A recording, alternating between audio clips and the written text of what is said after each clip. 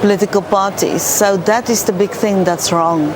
If you can build trust, people will probably turn out more to vote. And I think the way to build that trust is by political parties starting to deliver on their promises and stop telling one thing in April and a totally different one in June after the elections. Does the offspringing of different parties, and I'm not saying it's a bad thing, but the petering off of parties from other parties and splintering off, does that make the situation better or worse? I know we're in a democracy, but does that actually help the scenario with regards to voting and voter turnout, Renesh? I don't necessarily think it helps the situation, but I don't think we need to discount the smaller parties because remember, every vote in every election counts, because when the IEC eventually does the vote calculation, the seat calculation, all of the votes are included in that formula that the IEC uses and seats are allocated. I'll give you a very nice example. In the 2014 election, the quota for a National Assembly seat was close to 46,000, and eventually I think it was 13.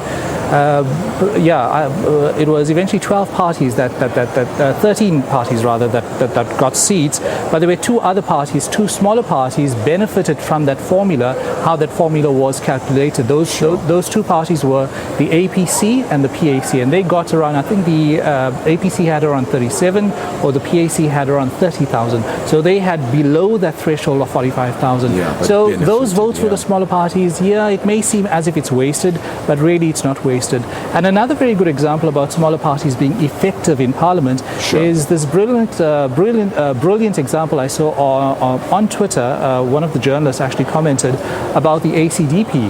The ACDP in the last 5 years, in its term in Parliament, actually proposed a private member's bill that gave fathers paternity leave.